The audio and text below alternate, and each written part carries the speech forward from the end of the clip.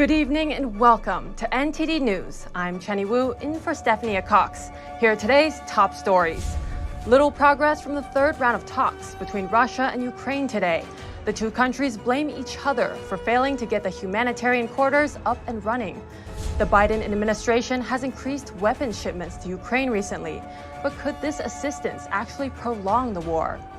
Gas prices are surging, and the White House today confirms an unexpected move, seeking to alleviate the fallout from a potential Russian oil embargo. Public schools are gender transitioning students, and parents say they're being kept in the dark. Mothers took to the podium today, drawing attention to the issue.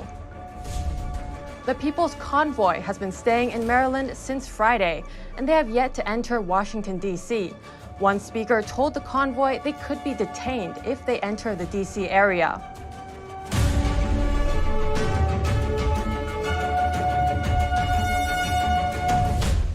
Russian and Ukrainian delegates say they made minor progress in the third round of talks today. The main subject was humanitarian corridors, and the two sides accuse each other of interfering with the evacuation process. NTD's Allison Lee has more. Russian-Ukrainian delegates met for a third round of talks in Belarus on Monday. They had aimed to address three sets of issues going into the meeting: humanitarian relief, political settlements, and military settlements. There are some small positive shifts regarding logistics of humanitarian corridors. Corrections will be made to them, and we will have more effective help for people who suffer today from Russian aggression. The Ukrainian side says there are no significant results in terms of political settlements, but they will keep talking. Meanwhile, the Russian side says the talks didn't meet their expectations and there are no positive developments. We already have concrete deals, projects, and pictures ready, and we are hoping that we could at least sign the protocol on a subject agreed upon in principle. However, the Ukrainian side took those documents home to study. Russian delegates say the talks will continue and they hope they can take a bigger step forward next time. Let's not indulge in illusions that the next step or the step after it would lead to a final result. This will be hard and consistent work. In the second round of talks last week, Russia and Ukraine agreed to allow temporary ceasefires while civilians evacuate major cities through humanitarian corridors. But such efforts fell apart over the weekend. Ukraine blames Russia. Russians were again cynically shelling the route which our humanitarian convoy should have taken. And Russia blames Ukraine. They say Ukraine is withholding civilians and hasn't stood by a single condition of establishing humanitarian corridors. In the span of these 3 hours alone, the Russian armed forces have documented 172 attacks from the Ukrainian armed forces and the nationalists across the 6 predetermined humanitarian corridors. The Russian delegation says they expect humanitarian corridors in Ukraine to finally start functioning on Tuesday. According to Turkey's top diplomat, Russia and Ukraine's foreign ministers are scheduled to meet in Turkey on Thursday. Allison Lee, NTD News. What do local Ukrainians expect from the meetings with Russia? NTD reporter Anna Varava is in Ukraine, and she spoke to locals about their expectations. The third round of talks between Russia and Ukraine are expected over the coming days. We asked Ukrainians what they expect from these talks. Honestly, I don't really hope that anything will change, but I would like there to be peace, no war, no shooting. I think they will be so twisted, waiting to see who will give in first, and God forbid it is us. The hope is that something will change, but there's little faith in it. Of course, we want them to get off our land, and it's clear that they have a different position. Every day we wait for it all to end. We cry, we pray, we're very worried, and every day we expect it to end. We hope that one day this reptile will be severely punished. We're for Ukraine. We hope it will end soon, and let's see how it will be. We all believe in our victory. I really hope that everything will end as soon as possible, and our people will be able to get off their basements, out of their apartments, because many of my friends were injured.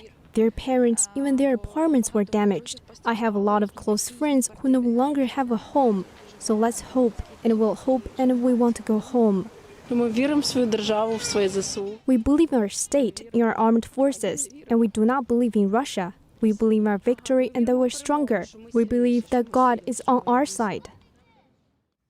A large group of demonstrators gathered in Chicago on Sunday afternoon to protest Russia's aggression in Ukraine.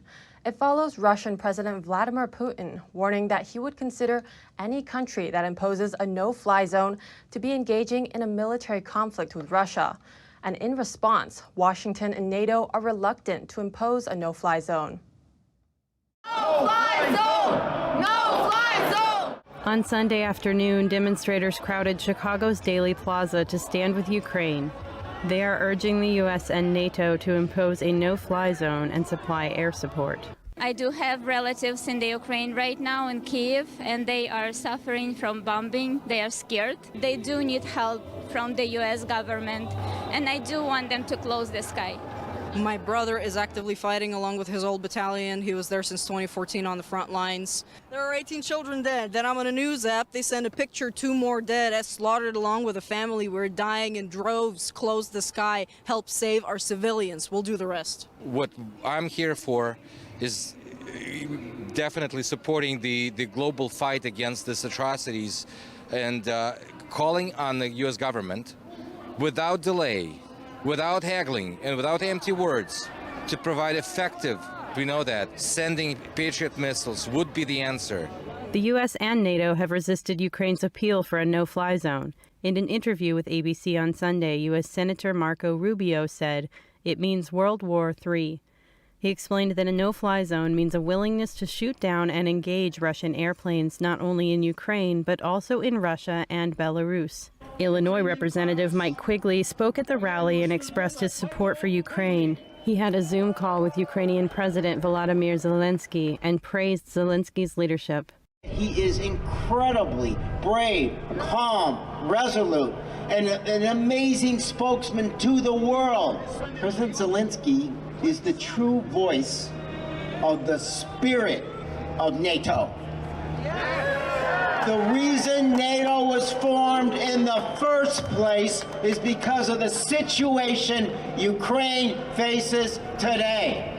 Treat Ukraine like it was already a member of NATO. Long live Zelensky, long live Ukraine. God bless you all.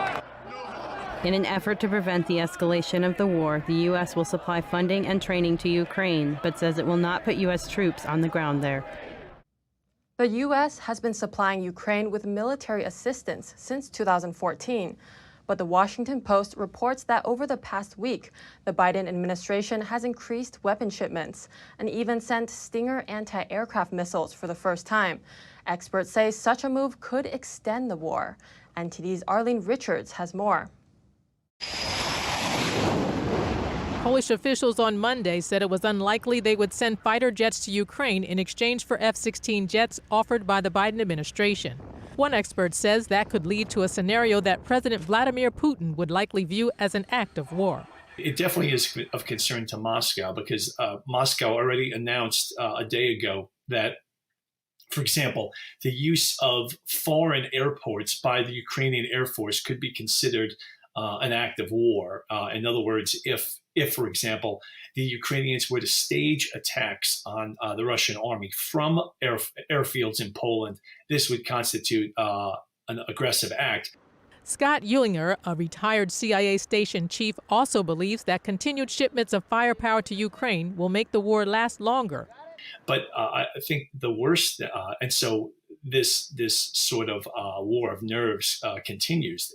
NATO and the West and the United States are all willing to supply weapons to the Ukrainians, which will help, but will also extend the war, and by virtue of that will extend the personal loss in terms of civilians as well.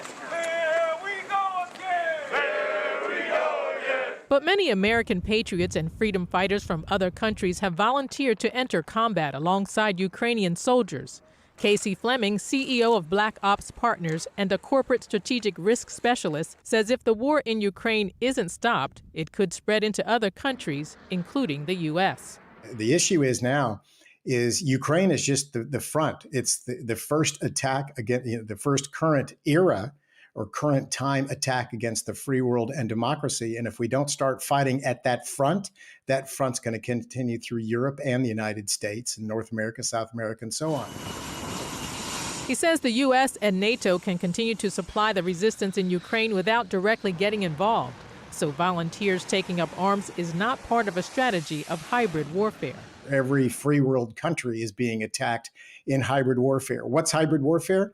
It's everything short of conventional warfare, where conventional warfare is the final stage of hybrid warfare. There's many examples. So unrestricted hybrid warfare from a cyber perspective also is to shut down communications, military command and control when it's using cyber means to do so, or cyber means to communicate. Or, for example, the Ukrainian government not being able to communicate through their websites and social media to the Ukrainian people. Secretary of State Antony Blinken is on a quick visit of the 3 Baltic states, giving assurances of American support as Russia presses forward with its invasion of Ukraine. Arlene Richards, NTD News, New York. Will the U.S. ban Russian oil imports? The White House today responds as momentum builds for harsher sanctions. NTD's Iris Tao has the details. The U.S. has not made a decision about a potential Russian oil embargo. Well, no decision has been made at this point by the president, and those discussions are ongoing internally and also with our counterparts and partners in Europe and around the world. The uncertainty comes amid a growing call for harsher sanctions on Russia from both at home and abroad. It could be called embargo or just a normal issue when you refuse to give money to terrorists. And the bottom line is, if you're going to fight a warmonger such as Putin, you better have a weapon that'll at least offset what he's doing, and we have it in energy, we have it in America, so let's do it. President Biden talked about this topic with leaders of France, Germany, and the United Kingdom this morning.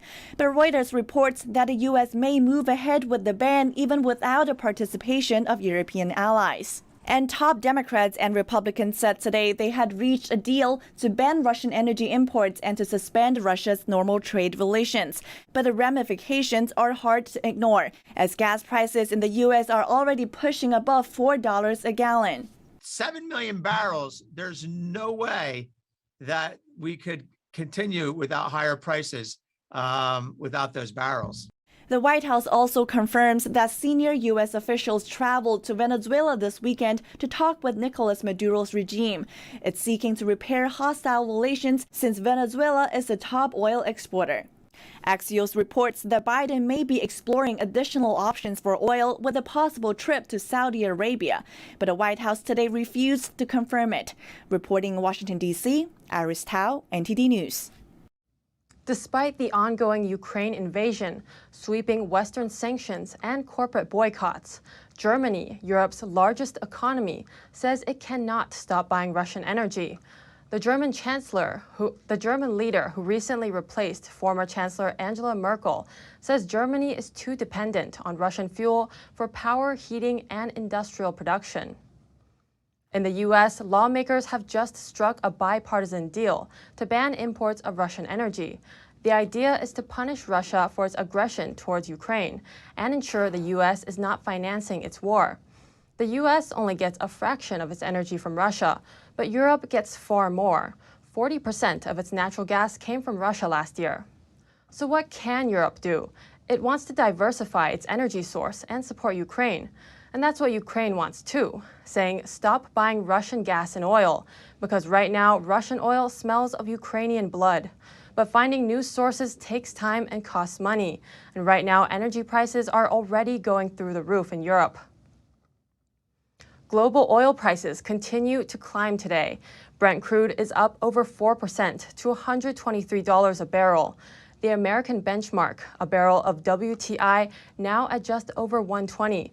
$65 was the price last year. This is a chart of the U.S. national average gas price over the past 3 months, and this is when Russia launched military operations in Ukraine. California's average is at $5.34 per gallon, and even Texas is at $3.73. Gas hasn't been this expensive since the 2008 financial crisis. I never thought I'd say this before, but I really do think we can see $5 gasoline. Denton Senquigrana is the chief oil analyst at the Oil Price Information Service. He estimates we could see those prices in the second quarter. That's when you see your your typical, kind of uptick in prices when you transition from winter grade gasoline to summer grade gasoline, which is a little bit more difficult and a little bit more expensive to make.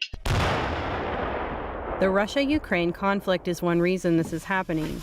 Even though Western sanctions haven't touched Russian oil, markets are self-sanctioning. JP Morgan estimates Russia is struggling to sell 66% of its oil, and low supply means higher prices. We're not producing what we should be producing, which is 14 million barrels a day, and even more. We were producing about 13.8 million barrels a day before COVID changed the world, but we were on track to produce 15 and 16 million barrels a day. That should be our metric.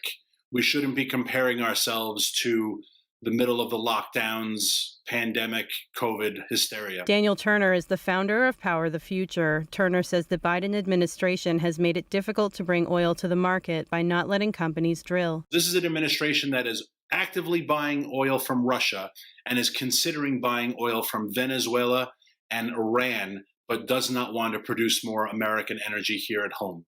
It's absolutely insanity. Denton Senquigrana, the chief oil analyst at the Oil Price Information Service, says production is going up, but that it takes a long time. Faye Quarter, NTD News. A boat packed to the brim with migrants ended its voyage on the Florida coast. Aboard the vessel were about 300 Haitians. The United States Coast Guard evacuated passengers from the boat on Sunday. NBC reports that law enforcement learned of the foreign vessel when a Good Samaritan had seen it and reported it. Some 160 Haitians jumped into the waters of the Florida Keys and swam to shore. That's according to a chief Border Patrol agent. He also said that many of the immigrants needed medical attention. The ship was visibly overloaded, for which law enforcement blames smugglers. Border Patrol says it's investigating the illegal voyage. In Iowa, tornadoes whipped through the city and destroyed homes. 7 people died. 4 of the dead were family members, and 2 were children. It's the state's deadliest storm since 2008. The oldest victim was 72, and the youngest was 2. Iowa's governor was trying to hold back tears while addressing the tragedy. She praised the state's residents for coming together to help. 6 of the dead are from Madison County, and 1 was from Lucas County. The Madison County Emergency Management Director says 52 homes in the county were reported damaged or destroyed. The National Weather Service says at least 2 of the tornadoes were categorized as strong. They spun between 136 and 165 miles per hour. CNN says more than a dozen states also reported severe weather. The outlet says the tornadoes could bring more severe weather to 60 million people. It says the storms could stretch from Philadelphia to Atlanta. Some schools in the U.S. are transitioning students. That means they're encouraged to live and to identify as the opposite sex or as genderless. Meanwhile, parents say they're left in the dark. NTD's Miguel Moreno reports. The U.S. is in the midst of a scholastic shift. School boards have been shaken by parents who want critical race theory out of the system and away from their kids. Others are shedding light on another public school issue. Under the banner of non-discrimination, they are assisting students to transition genders, and they do it without parental consent. And in the policy, they're very clear that parents are not included in this if the student and the school together decide that it's not safe to include the parents. Nicole Solis is a mother from Rhode Island and one of the Heritage Foundation's panelists. A student who wants to transition genders could be given a different pronoun and or given access to a restroom of the opposite sex. We found 3 schools in Rhode Island, Virginia, and Florida that do this for students if they want it. No parental consent necessary. Proponents say these transgender policies create a supportive and safe environment for trans students. We finally learned that they had socially transitioned my daughter. January Littlejohn and her husband are now suing Florida's Leon County School Board. They completed a 6-page plan behind closed doors with 3 school officials that consisted of the vice principal, the guidance counselor, and a social worker I had never met.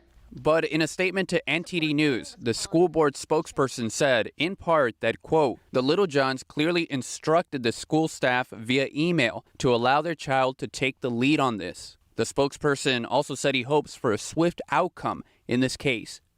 Miguel Moreno, NTD News. The People's Convoy is currently staying in Hagerstown, Maryland.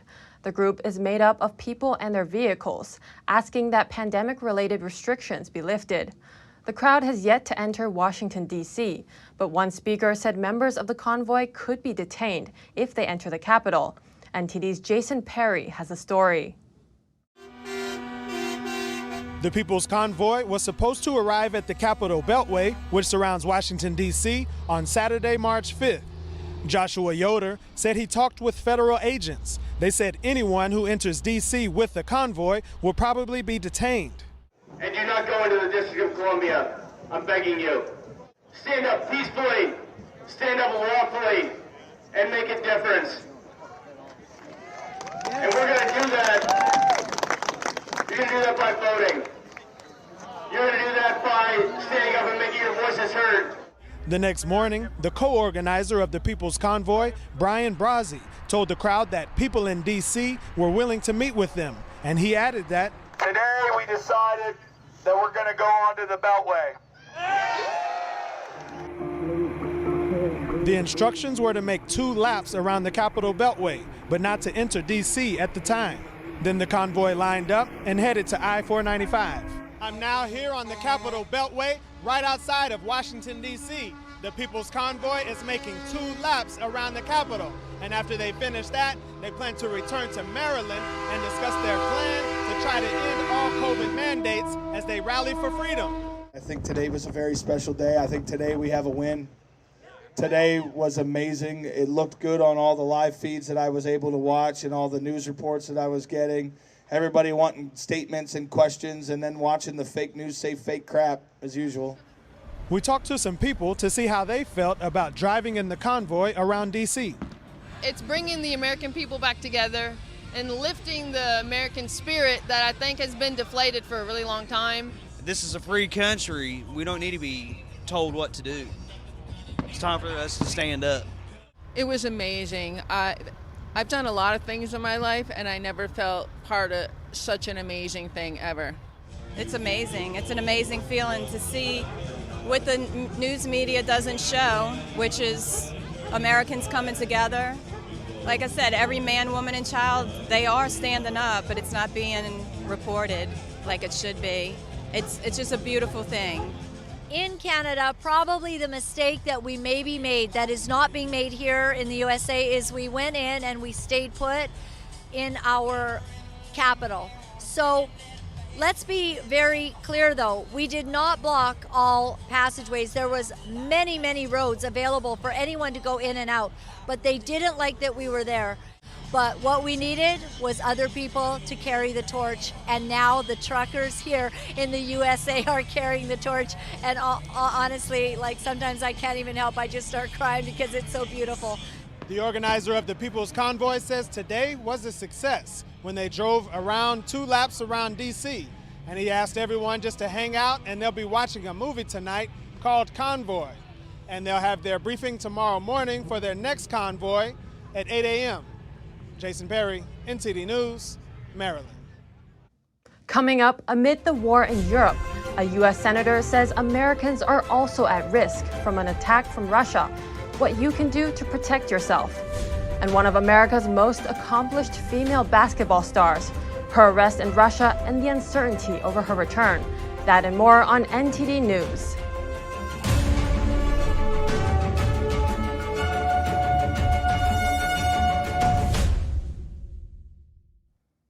As Russia continues its attack on Ukraine, Americans can be at risk here at home too. That's because of the risk of Russian cyberattacks. NTD's Arian Pazdar has more on that from New York City. New York politicians are calling on citizens to step up their cybersecurity amid an increased risk of attacks from Russia. They say Russia is ramping up cyber attacks on Ukraine, and those attacks might not be limited to just Ukraine. Following the sanctions that the U.S. and our allies have levied on Russia, there's an increased risk that Russia will carry out retaliatory cyber attacks, particularly against New York State infrastructure and individuals. The senator says that 85% of New York City's infrastructure is privately owned. She says those businesses are doing a good job in working on cybersecurity together with the government. That is not happening in the rest of the country in many, many places. And so cyber protection is up to you personally. It's up to you as a CEO of a business to personally put in the best cyber protection you can do. So how do you protect yourself from cyber attacks? You can think of these as the 3 S's of cyber safety. First, secure your accounts. That means making sure you have strong passwords, different ones for each account, from your bank account to your Instagram. And turn on 2-factor authentication. Second, software updates. Make sure you download the latest updates on your phone, computers, laptops, apps, and programs as soon as they're released. They often contain critical security updates and upgrades to protect you from new threats. And third, stay vigilant. Most cyber attackers aren't going to break into your accounts. They're going to try to trick you into you letting them. Sometimes hackers try to scare and threaten people in order to get their information. The senator said it's important to just ignore them. Arian Pastar, NTD News, New York. U.S. women's basketball star Brittany Griner was arrested on drug charges last month at a Moscow airport. 7-time WNBA All-Star Brittany Griner was reportedly on her way back from the FIBA Women's Basketball World Cup qualifying tournaments when she was arrested. A member of the U.S. House Armed Services Committee said it's going to be very difficult to get Griner out of Russia. Our diplomatic relationships with Russia are non-existent at the moment. Perhaps during the various negotiations that may take place, she might be able to be one of the solutions. I don't know. Griner, one of the most accomplished American athletes, has won 2 Olympic gold medals for Team USA, a WNBA championship with the Phoenix Mercury, and an NCAA championship with Baylor. And like a number of WNBA players, she plays her off seasons overseas in countries like Russia, where she earns more than $1 million a season. That's more than quadruple her base salary with Phoenix. The 6'9" center was one of more than a dozen WNBA players playing in Russia and Ukraine this winter. The league has confirmed that everyone but the 31-year-old Griner has left. The situation with Griner is yet another instance of how the sports world has been affected by Russia's invasion of Ukraine. Saturday, Formula One driver Nikita Mazepin had his contract with the Haas F1 team terminated, along with title sponsor Uralkali, a Russian fertilizer company. The sports governing body, the FIA, had previously said that Russian drivers could compete in international motorsport as long as they raced under a neutral flag while not expressing support of Russia's invasion. Meanwhile, the Paralympics were originally supposed to go on as planned, with Russian and Belarusian athletes competing under neutral flags and colors, per the IPC's announcement on March 2nd. Less than 24 hours later, the IPC reversed this decision and banned all Paralympians from Russia and Belarus. The Paralympic governing body said it was evident that athletes would refuse to compete against Paralympians from those 2 countries. Dave Martin, NTD News. The NFL has announced the suspension of Atlanta Falcons receiver Calvin Ridley for betting on NFL games. The NFL says the bets took place during a 5-day period in late November 2021. At the time, Ridley was away from the team's facility on the non-football illness list. The league said that its investigation found no inside information was used, nor that any game was compromised. Ridley, a first-round pick back in 2018, was a second-team All-Pro in 2020. This past season, Ridley played in just 5 games before leaving to focus on his mental health.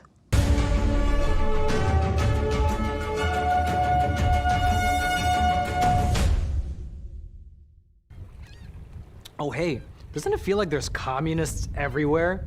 In fact, the Chinese Communist Party has been subverting America from every angle. So whether it's compromising our politicians, controlling Hollywood, manipulating Wall Street, or infiltrating our schools, they have stopped at nothing to take down America. And I believe that in order for us to not become like China, we need citizens who know the truth. So go on over to getepic.com, stay informed with a subscription to the Epic Times, and you will get instant access to this infographic. Right, guys, you have signed up, right? You've joined freedomsquare.com. If you haven't, why not?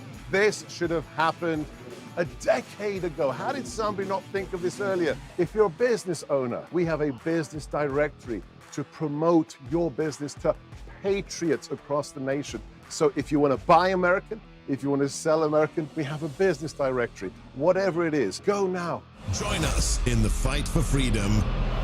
Welcome to Freedom Square. Where, madam, do you get your facts? Tis in your journal, sir. Tis all in your journal. Some would have you to believe today that all of this is the work of chance and not that of divine providence. His Lordship said that you are to insist that the governor send you with a letter addressing Mr. Christopher Guest. They butchered him in front of his wife and children so that no provincial nor Indian not loyal to the French would dare venture to go where you and the governor would have us go. Many in the House believe your trip to the French Commandant to be theatrics, to induce public sentiment both here and abroad for war. How, George, do you respond to this indictment that some would say to be unreasonable reasoning in the age of reason, sir?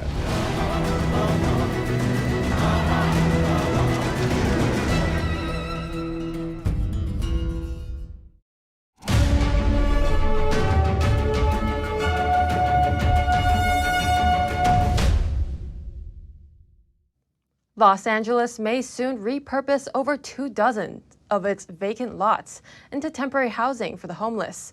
Angelenos could see more tiny home villages and RV parking spaces. NTD's David Lamb reports. The city of Los Angeles may soon convert 26 of its city properties into interim housing. Ron Galperin, the city controller, said vacant city-owned parking lots could be used to allow people to live in their cars or RVs. He stated, increasingly, Angelenos are calling for development of interim housing facilities because of the inadequate supply of permanent housing and the lengthy timelines associated with projects developed using bond proceeds from Proposition HHH. Charity on Wheels founder Zach Southall also said the previous $1.2 billion plan to build 10,000 permanent housing units was too costly.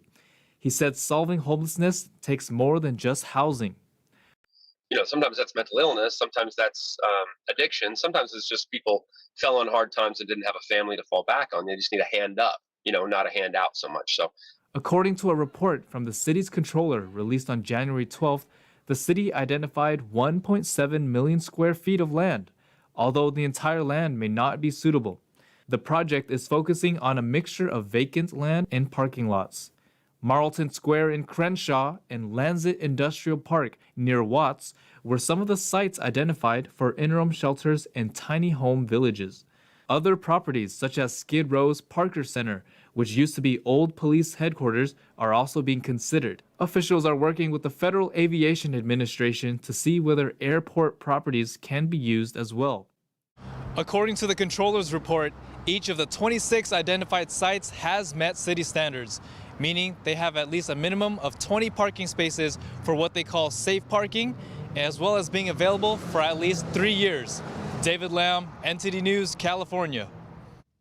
Fewer ships are coming into California ports compared to 2 months ago, and it's giving the supply chain a chance to catch up before imports start to pick up again in the warmer months. Here's more. Los Angeles and Long Beach ports are seeing fewer cargo ships in recent days. Port officials have said that the slowdown has allowed for clearing the docks in preparation for a busy spring and summer. The number of ships headed to the port on March 4th dropped to 59. That's down from a record high in January of 109. On the bright side, the slowdown has allowed port operators to clear cargo and get goods off the docks. Port of Los Angeles spokesman Philip Sanfield said, "We're basically seeing the effects of the slowdown of the Lunar New Year." He added, "We're going to see a rebound of more cargo coming our way." Ships typically take 2 weeks after leaving Asia to reach the port complex. The ports are taking advantage of the lull to clear out the container stockpile. Kip Laudet, executive director of the Marine Exchange of Southern California, said, "Everybody's working very hard to try to move the cargo." Long Beach reported about 13,100 containers stored for more than 6 days at its terminal on March 4th. That was half the amount the port had in October.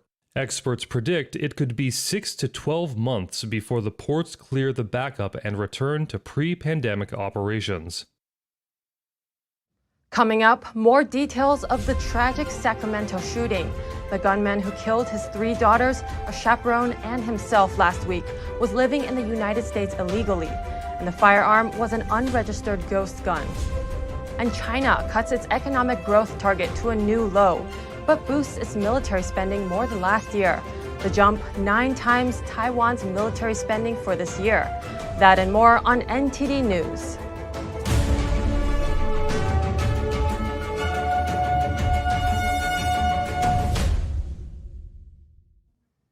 Federal agencies have arrested a California-based military contractor for allegedly sending technology to China. The Justice Department said he broke federal export laws by sending out sensitive U.S. tech to multiple foreign countries. Federal agencies arrested 77-year-old Joe Seri, former owner and CEO of Tungsten Heavy Powder and Parts. They allege he knowingly and willfully exported military intelligence. The intelligence includes data and drawings to China and India without U.S. approval. The San Diego-based company supplies fragments and weapon-grade components made of tungsten, a rare metal, to the military. He conspired with his 70-year-old brother, Dror Seri, a dual citizen of Israel and South Africa. He remains a fugitive and is believed to be living in Israel.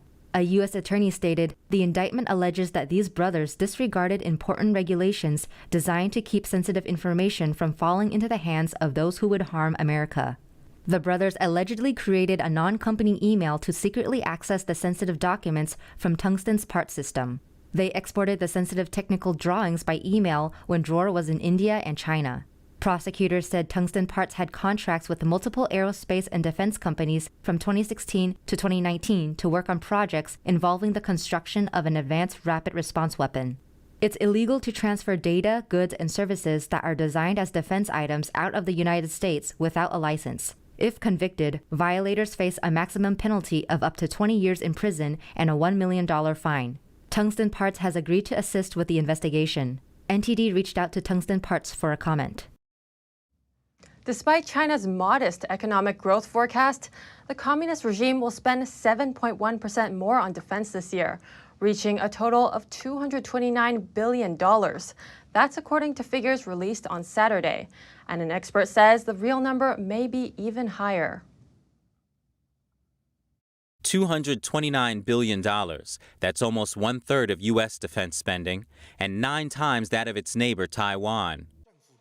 Su Ziyun, a department head at Taiwan's Institute for National Defense and Security Research, says for Beijing, the expansion of its military power is the highest priority. According to my personal research, China's military spending has doubled since Xi Jinping came to power in 2012. Li Zhengxiu, an expert at Taiwan's National Policy Foundation, says the Chinese regime's real defense budget is likely higher than the official numbers. The Chinese budget, especially the defense budget, has never been transparent. The money is scattered among different areas. For example, part of certain universities' budget for scientific research and development is actually used for military equipment. So many think that the actual amount may be much higher than what is announced. The regime has the world's largest standing military, with 3 million personnel, while the U.S. has 1.4 million active troops. But the Chinese regime still falls short in other areas. For example, it has 2 active aircraft carriers, compared with 11 in the U.S., and the U.S. also owns the world's most cutting-edge military equipment and technology. Kuo Yujun, a security expert at Taiwan's National Sun Yat-sen University, says Beijing is forced to spend more on research and development in light of the China-U.S. technology war. Beijing's defense spending this year is under closer scrutiny from the international community. That's as Russia's invasion of Ukraine sparked speculation that China might be more likely to attempt a takeover of Taiwan if it sensed a lack of resolution from the U.S. and its allies. In the UK, more than £100 million of aid for Ukraine has been raised in 4 days. The Disasters Emergency Committee said that was the equivalent of more than £1 million an hour and was an amazing show of support from the British public. The Disasters Emergency Committee, or DEC, said the funds are already being used by charities to provide people fleeing the war with essential supplies, medical assistance and trauma care. DEC said the message from aid workers is that money is wanted rather than donated items, which are often not what people need and are difficult to transport. It urged people to keep donating to help charities meet the growing humanitarian need. The DEC is made up of 15 leading UK charities, including the British Red Cross, Save the Children, Oxfam and Age International. It said generous donations have been made by members of the royal family and that the government has donated £25 million in match funding. Police detained thousands of people across Russia on Sunday. They were protesting President Vladimir Putin's invasion of Ukraine. That's according to an independent protest monitoring group. They say they've documented the detention of over 4,300 people in 56 cities across the country. Video obtained by Reuters showed dozens of protesters in Yekaterinburg being detained on Sunday, and one protester there was shown being beaten with a baton and kicked on the ground by police in riot gear. The video showed numerous protesters, some elderly, being escorted onto buses by security forces. Russia's Interior Ministry said earlier that police had detained around 3,500 people, including 1,700 in Moscow, 750 in St. Petersburg, and 1,061 in other cities. The Interior Ministry also said 5,200 people had taken part in the protests. Some Russian state-controlled media carried short reports about Sunday's protests, but they did not feature high in news bulletins. The last Russian protests with a similar number of arrests were in January of last year, when thousands demanded the release of opposition leader Alexei Navalny after he was arrested upon returning from Germany, where he had been recovering from being poisoned with a nerve agent. Navalny had called for anti-war protests on Sunday across Russia and the rest of the world.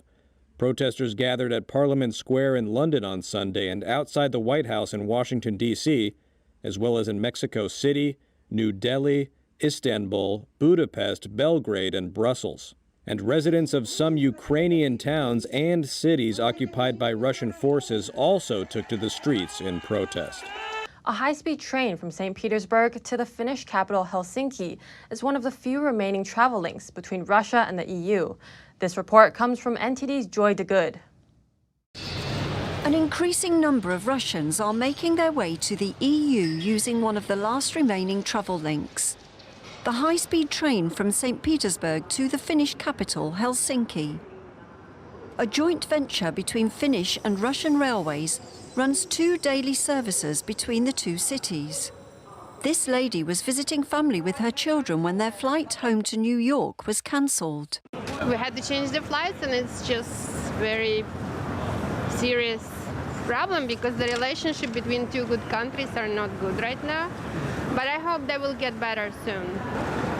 Some are concerned that increasing prices and travel restrictions will continue to make things difficult. The director of VR's Finnish-Russian passenger services said demand for tickets had increased over the past week, with trains fully booked over the weekend through Monday. She said there were plans to put in an extra daily service. And we are just negotiating about that with the authorities, if it's possible, and we are hoping that it can be possible during next week. Due to the pandemic and border restrictions, currently only holders of Finnish and Russian passports are allowed to travel on the train. Huri said VR was in talks with Russian authorities to allow third country nationals to board the train too, giving EU nationals an easier route to exit Russia. Joy Dugid, NTD News. South Korea will elect a new president for a single 5-year term this Wednesday. The election comes amid growing tensions in the Indo-Pacific region. We'll take a look at the frontrunners and where they stand on North Korea, China, and the U.S. NTD's Xiaohua Li has the story. Kissing babies, playing up local connections, and campaigning. The presidential candidates in South Korea used all three tactics ahead of Wednesday's election. The winner will determine the country's relations with the U.S., North Korea, and China for the next 5 years. It truly looks like a battle for survival for the country. The election on Wednesday sees two front runners. Progressive Lee Jae-myung is running a tight race with conservative Yoon Sung-yeon, who pledged to get tougher on China and closer with the U.S. South Korea faces a difficult balancing act between its top ally, the U.S., and its top trading partner, China. And North Korea's fast-advancing nuclear program won't be easy to deal with. On Saturday, North Korea fired a missile into waters off its east coast, the ninth launch of the year.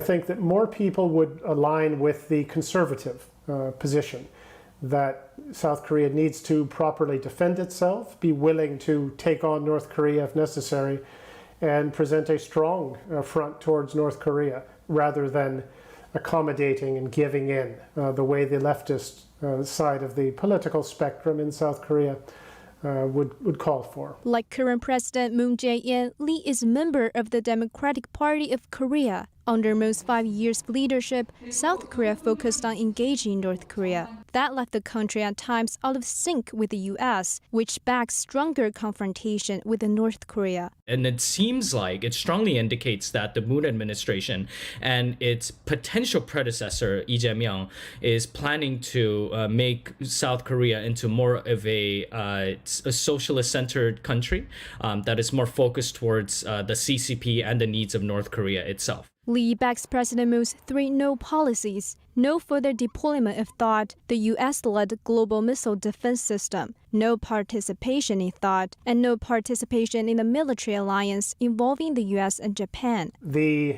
leftist side, which is represented by the current administration of President Moon, they are actually anti-American. On the other hand, Yoon wants to ally South Korea's diplomacy more closely with the U.S. He has been calling for additional THAAD deployment, a move that could face economic retaliation from China. South Korea will not be picking a fight or trying to provoke China at all, but rather it will be standing up for its interests. It will be defending itself. It will not be rolling on the floor, just doing whatever China tells it to do. China appears to be one of the central talking points in this election. The Winter Olympics in Beijing sparked a wave of anti-China uproar among South Koreans in recent weeks. This, combined with broader concerns about Beijing's aggression in the South China Sea and the Indo-Pacific region. South Korea's stance on China is also closely linked to its relationship with the U.S., given Beijing and Washington's recent rivalry. Xiaohua Li, NTD News. Coming up, marble statues from the Palace of Versailles that have been missing for 140 years are finally found. We'll learn more about their history in just a moment here on NTD News.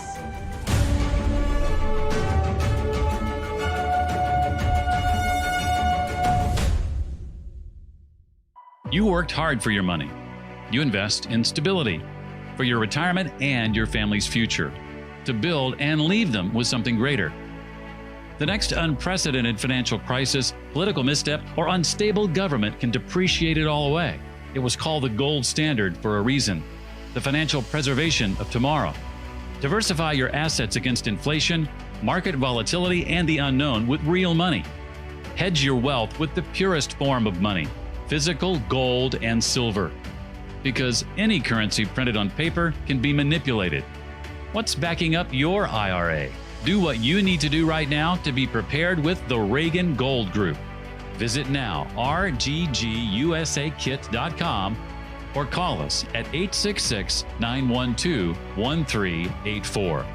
Receive up to $2,500 in free silver coins and a free safe with your new precious metals IRA. Call now.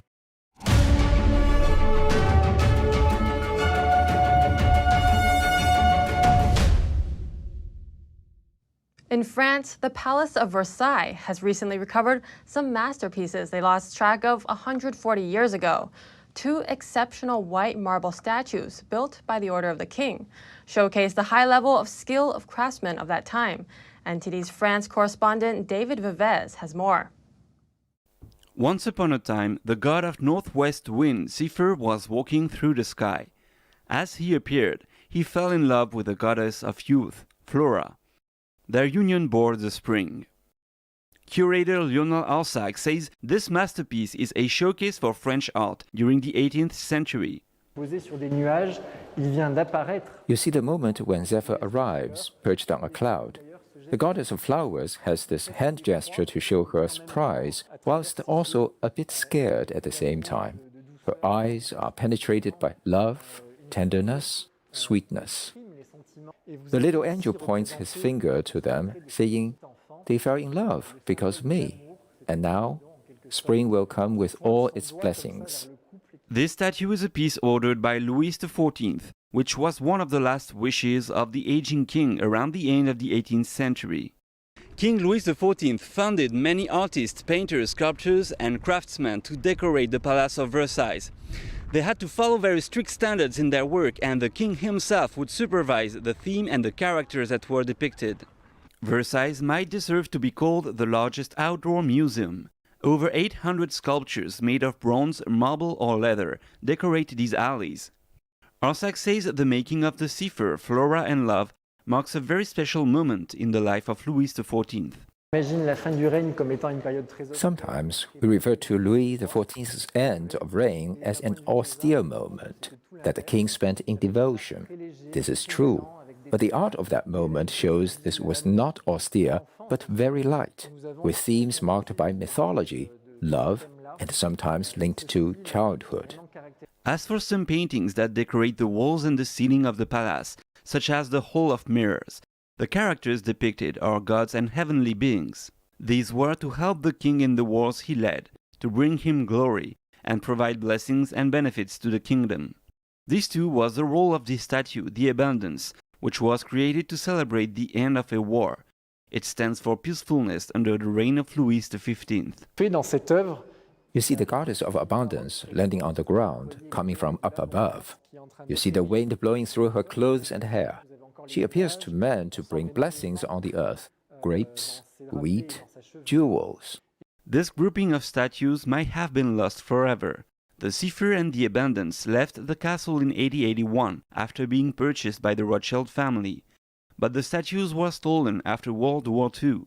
It took more than a year of investigation for Alsac to find them. He searched in all newspapers and archives until he found the pieces in the Angola embassy after paying a visit there. I recognized the two statues. We wrote a letter to the ambassador for his government to see if we could have them back. Angola immediately accepted. They have been extremely generous. After the exhibition, the two statues will be placed within the Grand Trianon. They'll join the other groups of statues and stand where they belong. David Vives, NTD News, Paris. And Disneyland Paris kicked off celebrations of its 30th anniversary. Performers in costumes depicting Disney's iconic characters danced in front of the park's Sleeping Beauty castle as families and fans looked on. Originally dubbed the Euro Disney Resort, the complex first opened on April 12, 1992. The ongoing celebrations are meant to last until the anniversary date is reached. The celebrations that launched on Saturday saw the unveiling of various new shows featuring recent Disney characters. There's also a nightly light show in which 150 drones form the 30th anniversary logo in the sky above the castle. Disneyland Paris is Europe's biggest amusement park. It attracted 15 million visitors every year before the pandemic. And that's all for today's news. Thanks for tuning in. I'm Chenny Wu.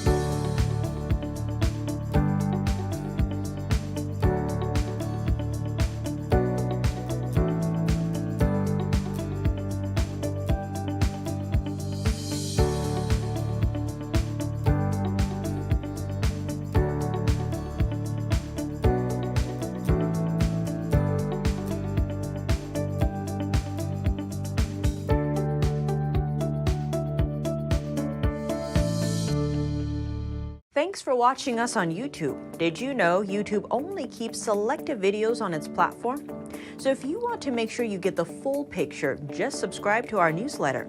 Go to newsletter.ntd.com and sign up. It's free.